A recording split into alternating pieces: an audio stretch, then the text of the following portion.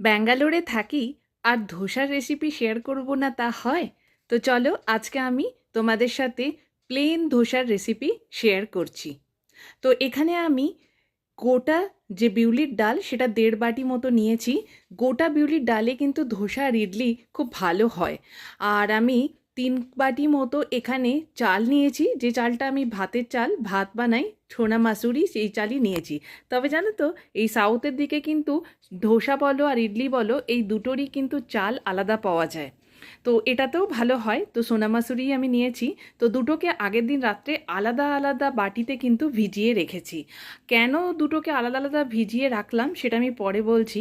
এবারে দেখো, পরের দিন সকালে আমি ডালটাকে আগে পেস্ট করব, খুব অল্প মতো জল দিয়েছি। আর দেখো আমি যেরকম দেখাচ্ছি দুটো ফিঙ্গার দিয়ে, ঠিক সেরকম এরকমই স্মুথ একটা ব্যাটার তৈরি হবে।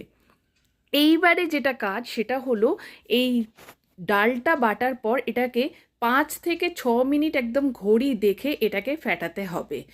এই কারণে আমি কিন্তু চাল আর ডালটাকে আলাদা আলাদা করে ভেজাতে বলেছিলাম।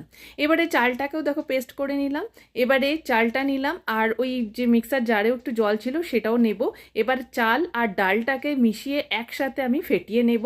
এবারে দেখো চাল আর ডালটাকে ফেটানো হয়ে গেছে, এতটুকু আছে। এবারে এটা ফুলে ফেপে ডাবল হয়ে যাবে। তো এটা আমি রাত্রে রেখে দিলাম, পরের দিন সকালে এটা দেখো আমি বের করেছি। এবারে কিন্তু আমি আর এতে কোনো জল মেশাইনি। তোমরা যদি মনে করো যে খুব মোটা আছে ব্যাটারটা, তাহলে তোমরা একটু জল ইউজ করতে পারো, তবে খুব সামান্যই।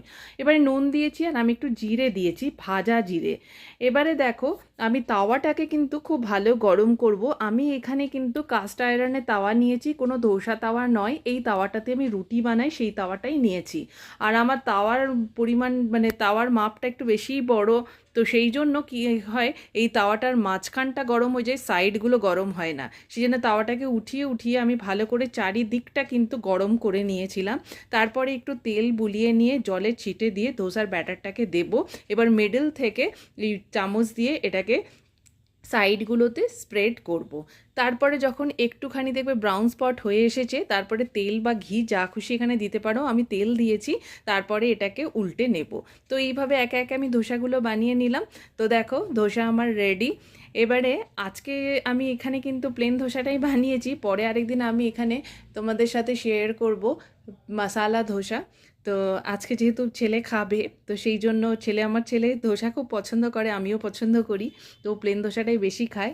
আর এর সাথে আমি বানিয়েছিলাম চাটনি। দেখো কি সুন্দর লাগছে না? নমস্কার।